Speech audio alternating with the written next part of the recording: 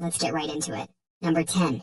The Press Your Luck pattern memorization. Imagine being so good at patterns that TV networks have to change their entire game show because of you. That's exactly what happened with Michael Larson, an ice cream truck driver from Ohio. Back in 1984, Larson noticed something weird while watching Press Your Luck from his couch. The game show's board, which was supposed to be random, actually had patterns. Most contestants played it safe because they thought the board was random, but Larson spent 6 months recording episodes on his VCR, watching them frame by frame. He discovered there were only 5 patterns the board used, so he memorized them all. When he finally got on the show, the producers had no idea what was about to hit them. Larson played for 40 straight minutes, hitting nothing but cash squares. The other contestants just stood there, watching him rack up $110,237. That's over $300,000 in today's money. The producers were freaking out. They thought he was cheating, but technically, he wasn't breaking any rules.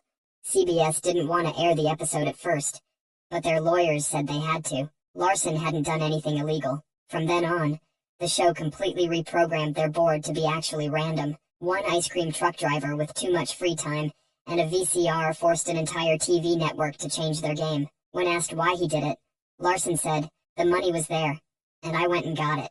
Number 9. The Coin Mint Credit Card Scheme. The U.S. Mint was selling dollar coins at face value with free shipping, and they accepted credit cards. Brad Wilson saw an opportunity. He would buy massive amounts of dollar coins using his rewards credit cards.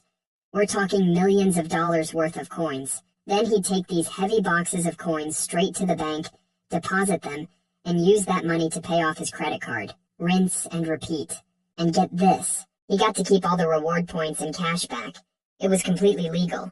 He was just buying money with money. Brad wasn't the only one who figured this out. Soon, thousands of people were ordering coins from the Mint. Some people were earning so many airline miles they could fly first class around the world for free. The Mint started noticing something weird. They were shipping tons of coins to residential addresses, and these same coins were showing up at banks still in their original packaging. The scheme got so big that in 2011 the Mint had to change their rules. They banned credit card purchases of coins completely. By that point, Brad and others had already racked up millions of airline miles and rewards points. The funniest part is the Mint's original goal was to get more dollar coins into circulation. Instead, they accidentally created an army of credit card hackers. Number 8. The Guaranteed Prize Scratch-Off Hack.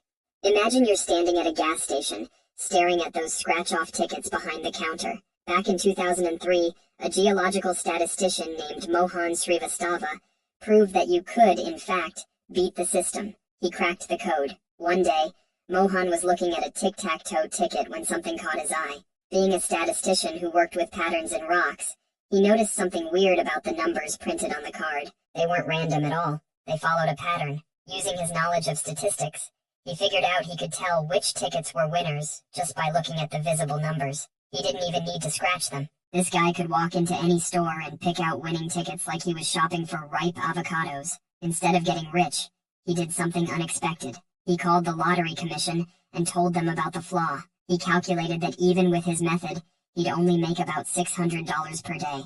To him, that wasn't worth giving up his day job and spending hours picking through tickets. The lottery companies freaked out.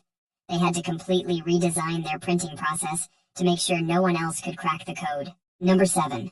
The radio contest redialer ban. Imagine you're playing a game of musical chairs, but one kid brings 50 identical twins to sit down when the music stops. This happened with radio contests in the 1990s. Thanks to Daniel Radin. He looked at those caller number 10 wins contests and built a machine to redial for him, an auto dialer from hell, like bringing a machine gun to a water balloon fight. In just 18 months, he won 13 cars, 4 boats, and enough vacation packages to spend a year traveling. It was completely legal at the time. There wasn't a single rule against using an auto dialer, because nobody thought someone would actually build one. But his winning streak was so ridiculous that the FCC had to step in. Now every radio contest has a disclaimer about no automated dialing devices, because of Daniel Radin, the guy who turned radio contests into his personal ATM. Number 6. The dice sliding craps rule. You're at a casino, watching some guy absolutely destroying the house at craps. But something looks weird about how he's throwing the dice. Instead of actually throwing them, this guy is just sliding them across the table, like he's serving them dinner instead of gambling. This was Dominic Lariggio, also known as the Dominator. He discovered that if you slide the dice just right, keeping one face perfectly flat against the table, you could control how they land. It's like playing bowling, but with tiny cubes and way more money at stake. The casinos were losing their minds. This guy was walking away with thousands of dollars, all because he figured out you don't actually have to throw the dice like everyone else. The best part is, it wasn't even technically cheating at first. There was no rule that said you had to throw the dice in any particular way. The casinos quickly added a new rule. All dice throws must hit the back wall of the table. That textured pyramid-covered wall isn't there to look pretty. It's there specifically to make sure the dice tumble randomly and can't be slid. Number 5. The submarine patent strategy. Jerome Lemelson played the longest game of hide-and-seek ever with his patents. He'd file a patent application, then keep it hidden like a submarine, making tiny changes year after year to keep the application pending. Meanwhile, companies would develop similar technology, thinking they were in the clear. Then, decades later, he'd surface the patent and claim they all owed him money. His most famous submarine patent was for barcode readers. He filed it in 1954, kept it pending for decades, then popped up after barcode scanners were everywhere, demanding royalties. It's like building a house, living in it for 20 years, then some guy shows up with paperwork from 1954 saying he owns the land. Lemelson made over $1 billion from his submarine patents. Because of this, the Patent Office changed the rules. Patents now expire 20 years from the filing date, not the issue date, closing the submarine loophole for good. Number 4. The all-you-can-carry shopping spree rule. It's 1987, and a grocery store in Minnesota decides to run what they think is a brilliant promotion. Win the contest, and you get 5 minutes to grab anything you can carry out of the store. No carts, just your arms full of groceries. Enter Dave Thompson, an engineer who took one look at those rules and thought, challenge accepted. This guy showed up looking like a doomsday prepper crossed with a pack mule. He had built this crazy harness system with straps, hooks, and a modified backpack that could expand to hold way more than any normal human should be able to carry. The store managers watched in horror as Dave methodically loaded himself up like a human Tetris game. He wasn't just grabbing random stuff either. This guy had mapped out the store and knew exactly where the expensive items were. By the time his 5 minutes were up, Dave was carrying thousands of dollars worth of groceries. The store had to honor it, but you can bet they rewrote those rules. Now every all-you-can-carry contest specifically bans carrying aids, backpacks, or any modified clothing. Some stores even make contestants wear a standard t-shirt and shorts just to be safe. Number 3. The chess engine in the shoe ban. Back in 2015, a chess player named Arcangelo Ricciardi showed up to an international tournament in Italy, looking ready to win, and win he did, beating players way above his skill level, but something was off about him. Tournament officials noticed he was blinking weirdly and kept touching his armpit. Turns out this guy had turned himself into a human chess computer. He had a camera hidden in his pendant that was streaming the game to an accomplice. They were running the moves through a chess engine and sending the best moves back to him through a device hidden in his shoe that vibrated in Morse code. When officials tried to scan him with a metal detector, he refused. He was caught because he was playing too perfectly. His moves were so flawless and inhuman that it raised immediate suspicion. Now thanks to this guy, chess tournaments have more security than some airports. Players get scanned, their shoes get checked, and some tournaments even have signal jammers to prevent this kind of high-tech cheating. Number 2. The self-published bestseller scam.